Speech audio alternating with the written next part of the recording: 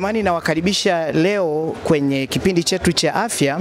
Tumetembelea hospitali ya Mwananyamala, kitengo kinachohusiana na methadone au kutumia methadone. Na hii methadone au kikituo kinaitwa kwa ujumla ni MAT, kwa maana ya methadone assisted therapy. Kwa hiyo tuna wataalamu mbalimbali ambao nimekuja nao hapa, wametujoin leo na watatupatia majibu ya mambo mbalimbali ambayo tunaendelea nao. Kwa hivyo kabla ya yote, ngoja tuwakaribishe waweze kujitambulisha.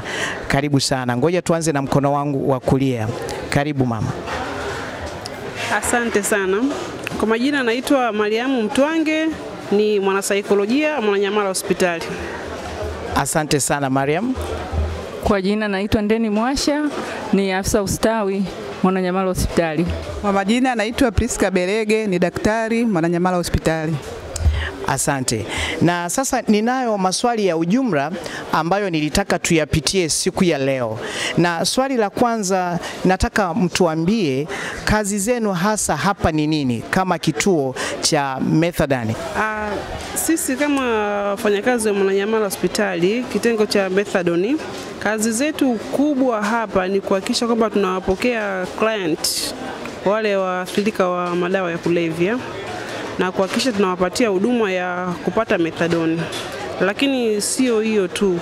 Kipindi wakiwa wameshaanza matibabu ya methadone, kuna huduma mbalimbali ambazo zinaendelea hapa. Ikiwepo kuwapatia huduma ya ushauri na saa, ikiwepo huduma ya kuhakikisha tunafanya mpango yani hawa client wanarudi katika familia zao. Ni kuhakikisha tunatoa huduma kuhakikisha hawa client wanarudisha uaminifu kwenye jamii. Yeah.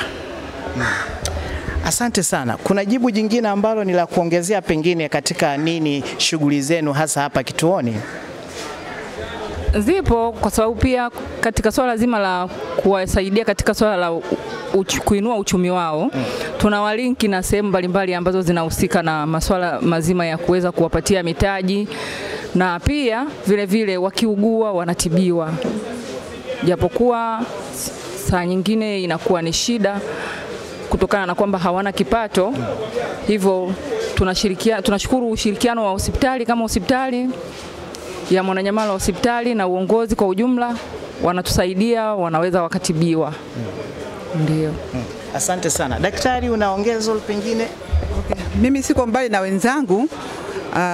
Kama walivyosema kwamba kazi kubwa kuwarudisha hawa watu kwenye utimamu wao, kwa sababu wengi walipokuwa wameanza hizo dawa za kulevya wanakuwa na tabia za tofauti na hata kwenye jamii wanakuwa hawakubaliki.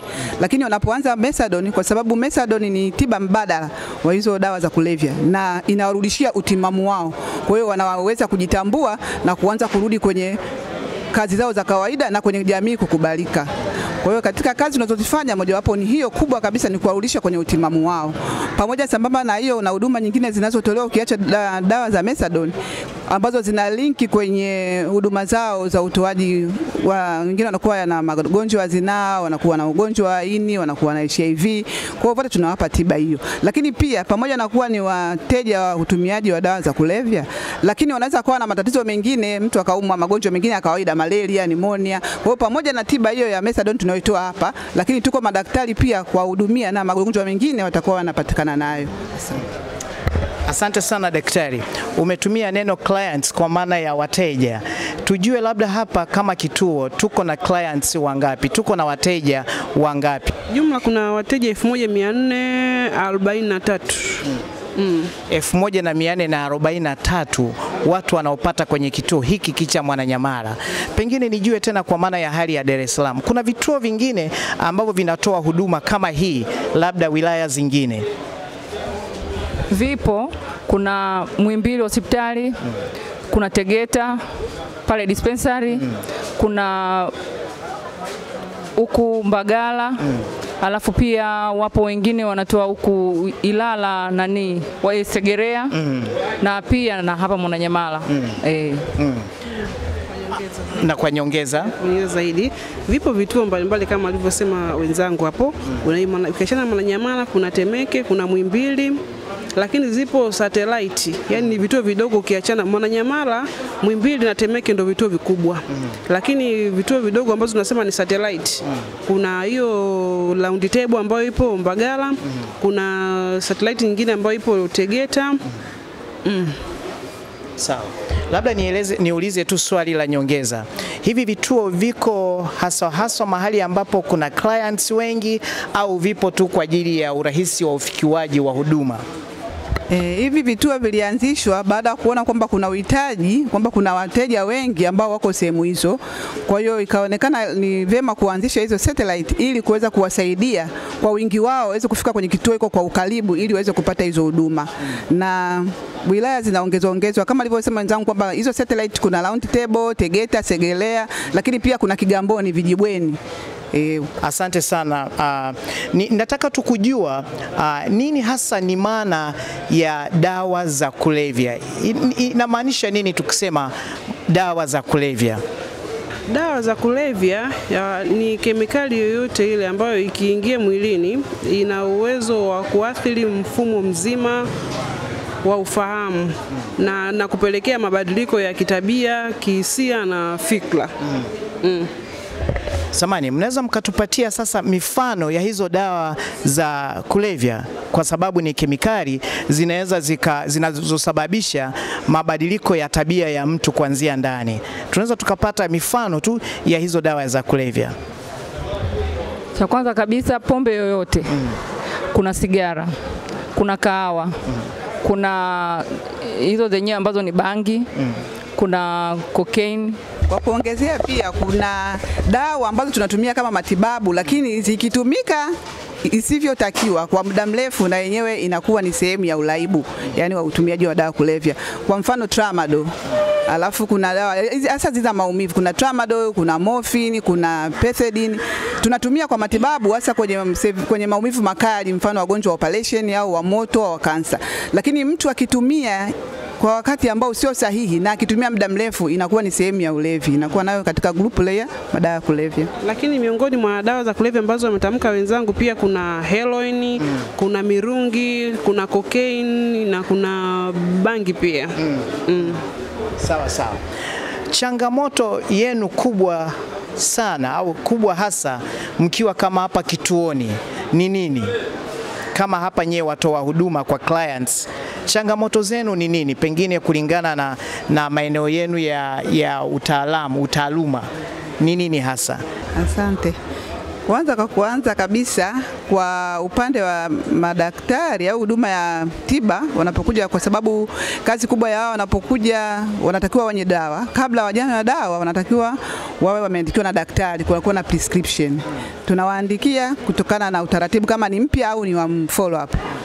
Lakini wakati mwingine anaweza akawa amechelewa kwa sababu tuna muda maalum wa kutoa, ni sehemu ya kuwafundisha nidhamu. Kwa hiyo anaweza akawa amechelewa kufika, lakini sasa kutokana na wao walivyo wanakuwa na hasira na matusi, waongo, yani uongo imekuwa kama silaha kubwa. Anaweza akatoa kisingizio chochote cha kufanya kwamba amechelewa. Kwa hiyo msipokuwa makini mnaweza mkafanya kitu ambacho yeye anavyotaka yeye na sio utaratibu wa hospitali unavyotakiwa. Kwa hiyo hizo changamoto zipo, wanakuwa ni watu ambao tunaweza kusema aggressive au yani wakali hivyo. Hiyo ni changamoto moja kubwa. Sawa sawa. Asante. Je, kuna nyongeza? Lakini kwa changamoto nyingine ambayo tunaipata sisi, kwa mfano kama mimi mwana saikolojia na msemea afisa ustawi wa jamii, kwa sababu kitu kubwa tunachokifanya sisi ni kutoa counseling. Na namba iliyopo hapa ni kubwa. Kwa hiyo nakuta changamoto ni kwamba zaidi ya watu 10-15 wanataka wamuone social worker, wanataka wamuone mwana saikolojia. Na kiukweli kusema unaweza kuattend watu wengi kwa namba hiyo, hata huduma utakayotoa haiwezi kuwa effectively. Kwa hiyo changamoto kubwa ni hiyo. Yaani kuna idadi ya staff zaidi ya yani hata 3-4 nadhani ingekuwa the best sana. Kwa hiyo wahudumu ni wachache. Mahitaji ni mengi, namba ni kubwa sana. Sawa sawa. Ninaamini wala ambao tunatazama, tunaendelea kufuatilia, tunajua nini cha kufanya ili tuweze kukabiliana na hili tatizo. Na nitaka pia kujua jamii na waonaje? mnapokuwa mkifanya kazi na hawa watu ambao saa nyingine tunaona kama vile wametengwa, hatuwapendi, hatuwaamini, je, jamii inawathamini kwa maana ya kuona kwamba inaona mnafanya kitu ambacho hatimaye kinarejesha heshima kwenye jamii? Karibuni. Jamii kwa ujumla mwanzo inaweza ikawa ngumu kutuelewa kwa sababu ya hali halisi wanaoiona mtaani wanazofanya hawa wateja wetu. Lakini siku zinavyozidi kwenda, wanavyoona kazi tunayoifanya, wanaona kwamba kweli ni kitu cha haki na ni kizuri tunachokifanya katika kuwarejesha hawa waweze kufikia, yani waweze kurudi kwenye jamii kawaida. Lakini zaidi ya yote, wanavyokuwa wako huko, lazima hata we mwenyewe una mtazamo hasi. Ukifika ukatukuta sisi tunavyofanya kazi tunashirikiana nao, utabadilika hata we mwenyewe, yani utaona kumbe ni mtu ambaye naweza nikaishi naye, kumbe ni mtu ambaye naweza nikakaa naye tukaongea tukaelewana. Pale tu anapokuwa kwamba ametumia labda kilevi saa hiyo asubuhi kaja, kweli inakuwa ni ngumu kumwatendi. Lakini wengine wanakuwa wako kama anafika na unamueleza kutokana na anajua kwamba wewe ndio unayemsimamia eneo hili. Unajua siku yoyote yule, hata kama ni mtu ambaye yuko aggressive, akifika mahali kwa yule ambaye ndo anajua kabisa huyu ndo anayenisaidia, lazima tu anarudi chini, anakusikiliza. Sawa. Kwa jamii ikifika hapa inabadilika na yenyewe inaona kumbe hao watu wanaofanya hii kazi wanafanya kazi ya maana. Daktari, kuna nyongeza ya hapo labda, au unaona majibu haya yamegusa na kuridhika kabisa nayo? Yanaridhisha. Sawa. Kuna kitu kingine ambacho nilitaka tukiangalie, ni taswira sasa ya utumiaji wa hizi dawa kulingana na jinsi ambavyo tunawapokea hawa wateja. Je, tunaionaje? Tunaona trend inapanda kwa maana yanaongezeka kwa sababu wateja mnawaona ni wengi, au tunaona inapungua? Na tuanze na nani, mwa saikolojia, karibu.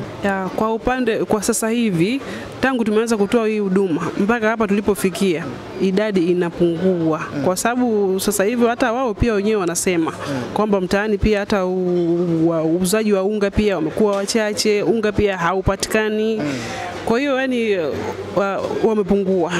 Yani wanazidi kuongezeka kuja, wanazidi kupokea new, kwa sababu wanavyozidi kubadilika ndivyo ambavyo wenzao ambao wanaenda kutumia huko mtaani wanawaona. Kwa hiyo ni kama wanaenda kuwapatia kama ni evidence kwamba sasa tumebadilika. Kwa hiyo wanawahamasisha pia, ndio maana walio wengi wanazidi kuja kule, watumiaji wanazidi kupungua. Okay. Kwa maana kwa idadi ya watu ambao wanakuja hapa kwa idadi kubwa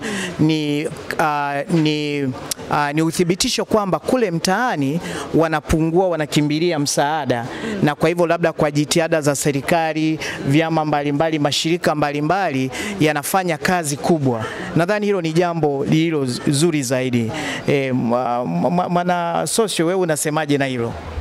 Mimi ninavyoona ni kweli kwamba wanavyoendelea kuja wageni kwa kuanza dawa upya, manake tunaona kwamba kuna success kutokana na kwamba hawa wanaokuwa huku wanakuwa ni mabalozi wazuri kwa wale wenzao walioko kule mtaani ambao bado hawajaanza dawa. Kwa hiyo wanavyokuwa wanaenda kule wanafanya vizuri, wanarudi kwenye jamii, wanakubalika, wanafanya biashara zinapata wateja, manake kwamba nini, wanaona kumbe na sisi tukimbilie kule tuweze kuondokana na hii hali tulionayo ya utegemezi ya nini ya kutumia hivi vilevi. Sawa. Asante sana. Daktari, unanyongeza hapo? Mimi siko mbali na wenzangu kwamba lengo linaonekana kwa macho kwamba elimu inatolewa na wanaelewa, na kwa sababu kama utaratibu ulivyo kwamba kabla huyu mraibu hajaletwa hapa kuanza dawa, kuna utaratibu wa kuanza mafunzo kwenye asasi ambao huwa mara nyingi ni wiki 2 anajifunza, anaelezwa kabisa overview kuhusu methadone, ndio analetwa hapa. Kwa analetwa hapa anakuwa na uelewa kwamba anatakiwa aje kufanya nini. Lakini akishaanza kunywa dawa, tunaona kabisa tunavyowapokea mwanzoni wanakuwa wako tofauti, au tunasema kama tunavyochukulia jamii kule kwamba wako yani wa ajabu, lakini tunapoendelea kuwa nao hapa, wanavyoendelea kunywa dawa wanabadilika, wanavyoendelea kupata pia session kutoka kwa social na psychologia wanabadilika. Kwa hiyo wanavyobadilika, kama alivyotangulia kusema wenzangu, wanaporudi kwenye jamii wanawaona tofauti, na wao wanakuwa mabalozi kwenda kule kwenye vijiwe kuambia wenzao. Kwa hiyo wanapoambia wenzao wanakuja huku, taratibu nyingine zinaendelea. Ni kweli mimi nakiri kupokea wapya wanaotoka kwenye asasi ambao wanakuwa wamepata mafunzo kutokana na wenzao pia kuwashawishi. Lakini pia kitu kingine ambacho kinasaidia kupungua kwa namba kubwa ya watumiaji kule mtaani, kwa sababu ya pia pesa. Utafutaji pesa umekuwa mgumu sana. Wakiangalia pia dawa inatolewa bure. Pesa kete ni shilingi 3000. Kuipata 3000 ni shida. Na dawa inatolewa bure. Kwa nakuta ni bora tu waje kupata dawa tiba ya bure ili hata kipata pesa kule itumike kwa matumizi mengine. Sawa sawa, nashukuru sana. Tunakaribia mwisho wa kipindi hiki cha leo ambacho kama ni chokozi namna hiyo, kwa sababu kuna mambo mengi ambayo tunaweza tukaongelea kuhusiana na dawa hizi za kulevya, lakini leo nimeona tupate picha tu ya ujumla nini kinaendelea. Pengine tuguse tu kwa haraka, japo tutaandaa kipindi maalum kuhusiana na sigara na pombe.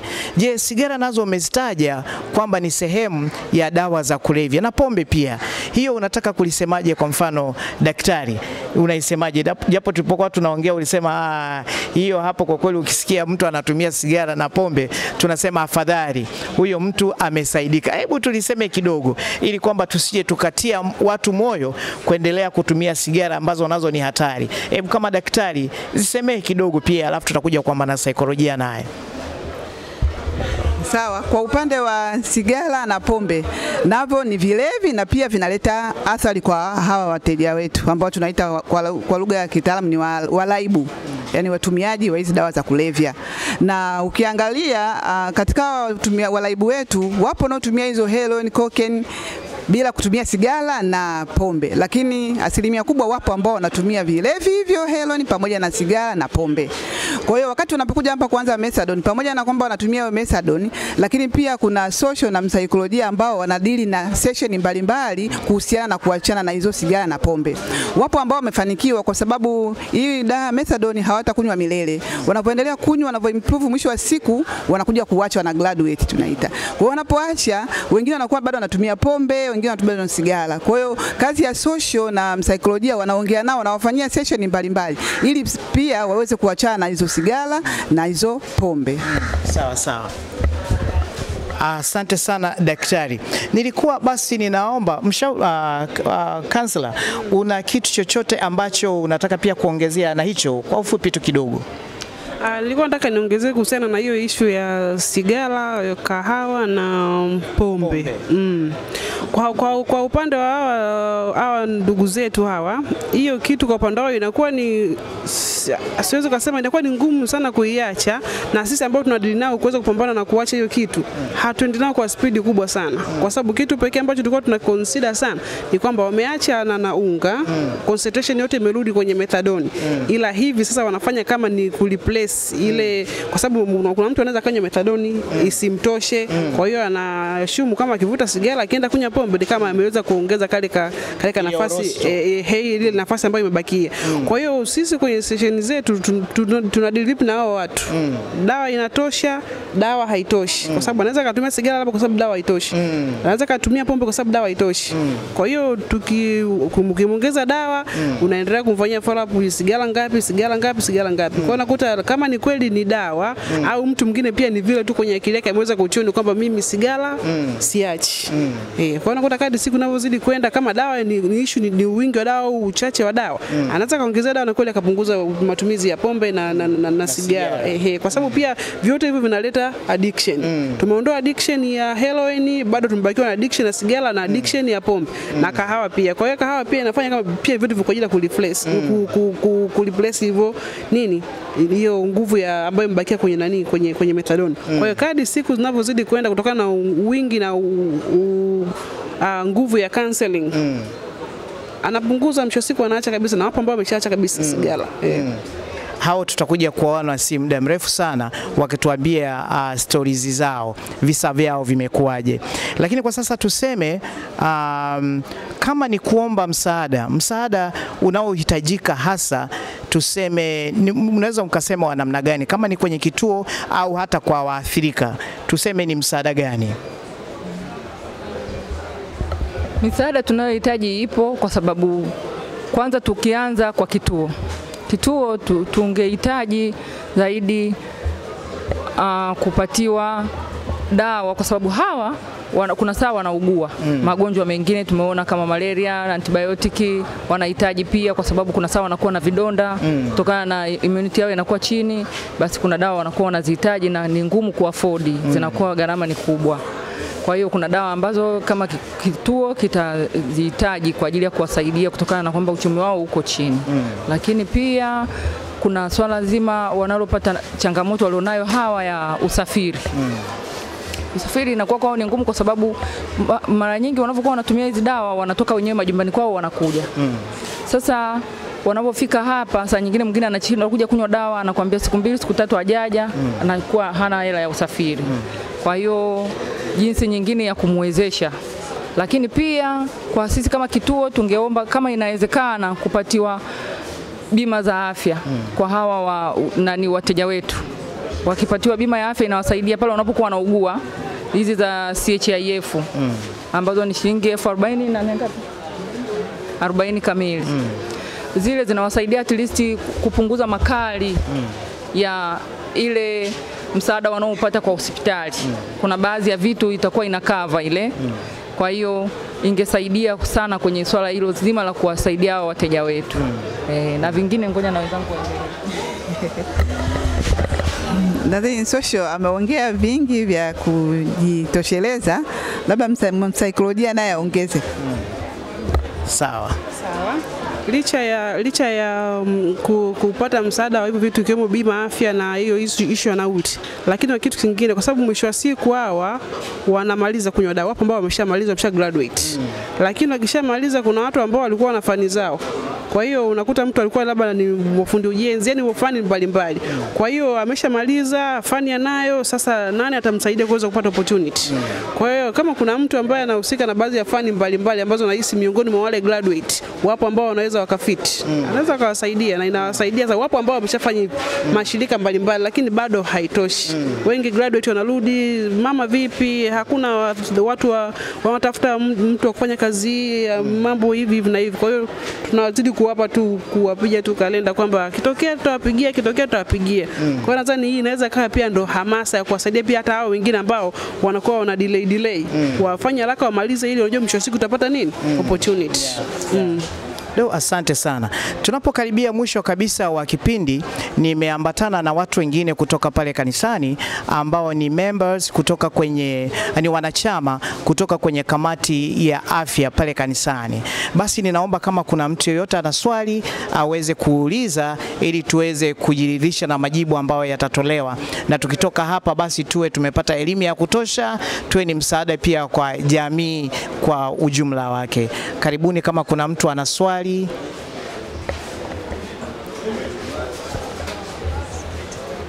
Asante. Nashukuru kwa yote yaliyozungumzwa, tumeelewa, tumeyasikia, lakini kuna kitu kimoja ambacho sielewi. Je, wanapokuwa wanakuja hapa wanapata hii huduma, wanapokuwa wanamaliza, je, mnakuwa mnajua wanakaa wapi ili kufuatilia kuona kwamba huyu ameacha, huyu amepunguza, huyu anaumwa, huyu hakuweza kufanya kabisa, ameacha katikati? Je, mnakuwa na namna gani ya kuwafuatilia? Nadhani tumelielewa swali, anaongelea juu ya follow up kwa wale ambao ni graduates. Je, tuna follow up gani kuona hawajarudia tena kuangukia pengine kwenye mitego ile ile ili wasababisha waingie kwa mara ya kwanza katika matumizi ya dawa za kulevya? Sisi tuanze na nani? Ngoja tuanze kwa. Sawa. Follow up tunazifanya kwa wote tangu wanaanza mpaka graduate. Na kwa upande wa graduate tunawapangia follow up tukiwa na target kwamba je, ni kweli wamerudi, ni kweli wameendelea kukaza, lakini finally mpaka tuhakikishe angalau hata huyu graduate ampata opportunity. Na ndio kitu ambacho huwa wana complain sana. Hicho ndio sana ambacho wana complain. Ukimwona mtu mfanyia follow up zaidi ya 2, ya 3 ana complain kuhusu kazi. Akija kupata kazi, hata kuja kumfanyia follow up nyingine unaona haina haja kufanya follow up tena, kwa sababu ameshapata kitu ambacho anafanya nini? Concentrate sana huko. Sawa. Kuna mwingine anaongeza pengine? Lakini kama alivyotuambia kwenye jibu la msingi ni kwamba follow up wao inaishia pale mtu ambao amegraduate. Kwa hivyo mpaka ninaamini ana graduate kuna processes au factors au viashiria ambavyo wao wanaviona na kujiridhisha kwamba huyu mtu amekamilika na ni mzima, anaweza akarudishwa kwenye jamii tena kwa ajili ya mabadiliko chanya na safari mpya aliyoianza. Kama alivyosema, sio jambo la siku moja siku mbili, lakini ni safari. Hii inayotolewa hapa huduma ni safari, pengine haishi ndani ya mwezi mmoja au hata mwaka mmoja, lakini ni safari ndefu kuelekea mabadiliko chanya ya huyu mtu aliyekuwa ni mwathirika. Yes. Kuna mtu mwingine ana swali? Asante. Swali langu ni kwamba naona watu wanaingia na kutoka. Mna uhakika gani kwamba wanapotoka hapa katika mida hii ya asubuhi hawaendi kuendelea kutumia hayo madawa? Na hao mnaowafanyia follow up, kuna wengine hawana makazi maalum. Je, mna wa follow up vipi? Kama tumeelewa swali ni kwamba wakitoka hapa, je, tunajua aje maendeleo yao pale wanapoelekea? Je, mazingira yao yakoje? Lakini pia kuna wale ambao hawana makazi ambayo tuyaite salama. Wengine yawezekana alikuwa pengine muuliza swali na maisha ya mtaani. Kuna wengine ambao wanaishi mtaani. Je, hilo nalo tunalisemaje? Karibuni. Asante. Kwa hilo ni kwamba ndio maana anavyoanza tu dawa hapa, tunafanya kazi kubwa ya kumlinki na familia ili tupate familia yake. Si walikuwa wamemtenga? Kazi kubwa tunayofanya ni kufanya counseling kwake yeye na kwa wale ndugu zake waweze kumsaidia yule, kwa sababu sisi kituo tunatoa dawa lakini hatuna uwezo wa kusema kwamba tuweze kuwaweka mahali labda kwa ajili ya kuwasaidia makazi. Ni ngumu kwa nature ya kazi yetu tunayofanya na vile na mazingira yetu, na kama unavyoona hii kitu ina muda imeanza, lakini vile bado mapanuzi yake bado hayajawa makubwa, japokuwa bado inaendelea kutokana na jinsi successing inavyoendelea. Nafikiri na ndivyo hivyo inavyokuwa inafanya nini, inapata muamko mwingi katika jamii. Kwa maana hiyo kazi kubwa ni kuwalinki na familia yao ambao ni relatives. Kuna wengine hawana wazazi, ni wana relative. Lazima tuhakikishe kwamba tunamuunganisha na relative wake ambaye ndio atakaye kuwa msaada kwetu sisi wa kumfuatilizia pia, kwamba hakikisha anaweza kuja kupata dawa wakati anapoumwa, pia aweze kumfuatilizia afya kwa ajili ya kumpatia chakula na nini, unaona. Lakini tofauti na hapo kwa kweli inakuwa ni ngumu. Sawa. Daktari, umenyamaza muda mrefu. Mimi niko kuongezea alikotoka kuongea social. Ni kweli kwamba kazi kubwa ni kwa linki na ndugu, kama walivyokuwa na kwamba wanatengwa, lakini wakishafika hapa wanatakiwa lazima watoe namba ya simu ya ndugu na ndugu atatafutwa, na tunapenda lazima ajulikane hata ndugu mmoja ili kukiwa na shida yoyote kuweza kumpata. Na kuna utaratibu mwingine ambao ni labda niongeze katika hawa wenye walaibu, kuna wengine ambao wanaendelea kunywa dawa lakini tumewaweka kama viongozi ambao wao wanakuwa karibu nao zaidi, kwa sababu ni wenzao wako kwenye group hilo moja, lakini inakuwa rahisi kuwafuatilia. Hata wao wanaweza kutupa taarifa kwamba wanapofuatilia kwa vijiweni, wanapotembea wakaona kuna shida au kuna changamoto ya mwenzao, wanakuja kutupa taarifa. Hasa kama hizi za ugonjwa, wanakuta kuna fulani yuko kwenye kijiwe fulani lakini anaumwa sana. Kwa hiyo hawa wenzao ambao ni viongozi wanatusaidia, wanaweza kumleta au wakapiga simu au wakamfuata wakamleta na kuendelea kupata huduma hapa. Asanteni sana. Mshauri, una la kuongezea hapo? Ni kumalizia tu kama ambavyo mwongea wenzangu kwamba kwa kuwa kitu kikubwa tunachokifanya hapa tunahakikisha kwamba wanakuwa na mabadiliko kitabia na kila kitu. Na ndio maana nikasema tunawafanyia counseling pia kuweza kuwavuta tuwe na ukaribu sana, ili mwisho wa siku ndio kama tunafanya family unification, lakini pia tunafanya restoring of the lost capacity. Kujua ulikuwa unafanya gani, kuomba misaada kwa watu wale ambao wamegraduate wapewe opportunity. Kwa hiyo nakuta inakuwa ni mwisho wa siku ni ngumu sana mtu huyu kukosa sehemu pa kukaa. Akisharudishwa kwenye fani yake akapata 200 atapanga. Tukishafanya family unification akarudi kwenye familia yake atakuwa hataweza kurudi na nini, kurudi na mtaani. Sawa. Tupate labda swali la mwisho halafu tuingie kwenye swala la kama kuna maneno ya ziada kutoka kwa wana panel wetu, basi tupate swali la mwisho. Asante. Nilikuwa naomba tu mtufahamishe kuhusu unapozungumza kwamba wana graduate, ni wanafunzi labda kutoka chuo huko ambao wanakuja hapa wanakuwa wanaathirika, au ni mna program fulani ambao mnaifanya hapa ili watu wa graduate? Sijui tuanze na nani? Yani tunavyosema ni graduate ni kama tunavyotumia kama shuleni kwamba amehitimu. Kwa hiyo na hapa mwisho wa siku mtu ana graduate anahitimu kutumia methadone. Kwa hivyo huyu ni mhitimu wa therapy ambayo inaendelea hapa, kwamba kwa kutumia vigezo vyao wamemtoa kutoka kwenye kutumia dawa za kulevya na sasa hatumii tena dawa za kulevya. Kwa hiyo huyo mtu ni salama kurudi tena kwenye jamii na hana madhara yoyote, ndio maana hata anaweza kuwa recommended kwenda kupata ajira mahali popote pale. Ndio tafsiri kwa kifupi ya neno graduate, ni mhitimu wa program inayoendelea hapa. Labda nirudi sasa kwa wanapaneli wetu kutaka kujua kama wana jambo lolote lile la ziada katika kipindi chetu hiki cha leo. Karibuni sana. Nadhani tuanzie kwa daktari, tuje kwa msosio, alafu tuje kwa psychologists. Asante.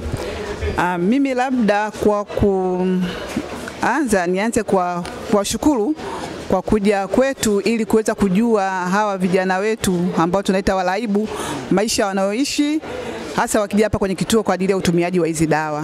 Kwa hiyo tunawashukuru sana na Mungu awabariki.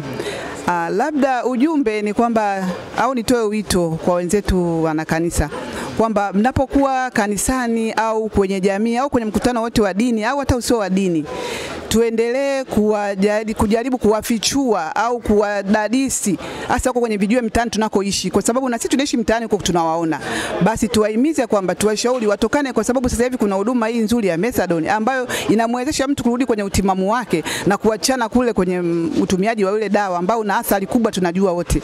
Kwa hiyo ni vema wakaachana na ule ulaibu, wakaja hapa hospitali na kuweza kupata hii huduma ili waondokane na hiyo adha ya utumiaji wa madawa kulevya.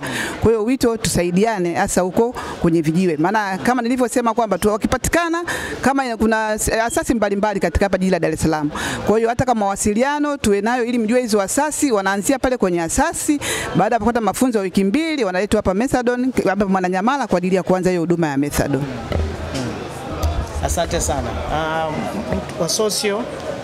Asante kwa mwenzangu ameshatangulia kuwashukuru, lakini vile vile mimi nitoe wito kwenu kwamba isiwe mara ya mwisho kuja, muendelee kuja na tena. Kuna mengi ya kujifunza kwetu sisi, kwa hawa wateja wetu, lakini pia kwa jamii ya ujumla ya Mwananyamala hospitali. Lakini zaidi ya yote, hawa wateja wetu ni wenzetu tunaoishi nao kwenye jamii. Ukimkuta anafanya biashara, muungishe, nunua yani ile bidhaa yake ili uweze kumsaidia kipato, kwa sababu naye anahitaji, ana matumizi kama sisi tulivyo na mahitaji majumbani.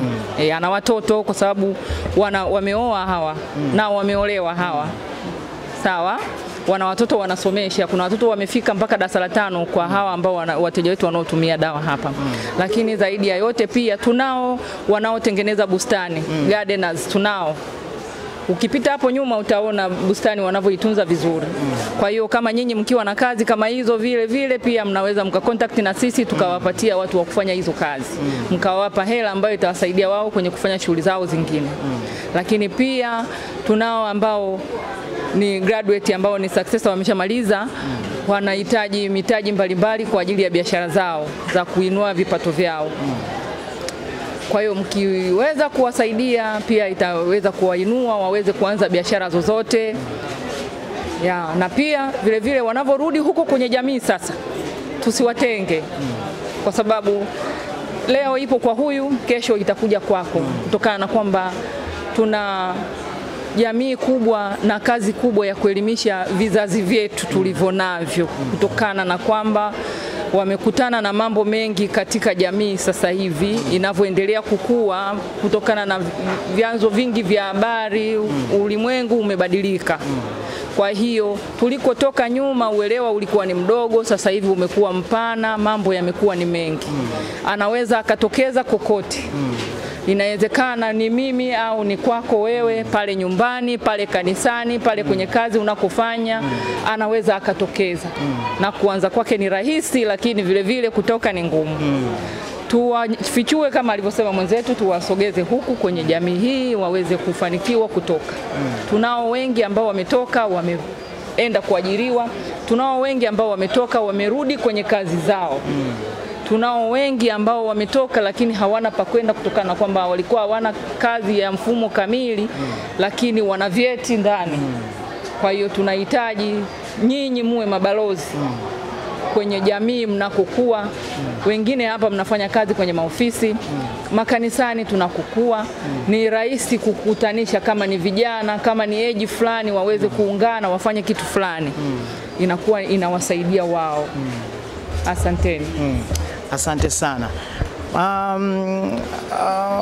Mshauri, una kitu chochote cha nyongeza? Nadhani kila kitu wameshaongea wenzangu. Cha msingi tu tunashukuru kwa kufika kwenu hapa na kuweza kujua kila kinachoendelea hapa, na imani mtafanyia kazi. Asanteni sana, Mungu awabariki. Karibuni Mwananyamala Hospitali. Asante sana.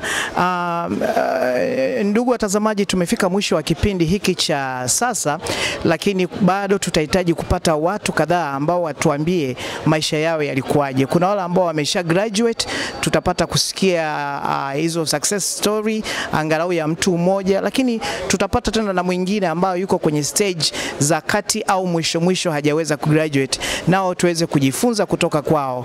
Na otherwise ni washukuru sana kwa kujiunga nasi siku ya leo. Asanteni sana na Mungu awabariki.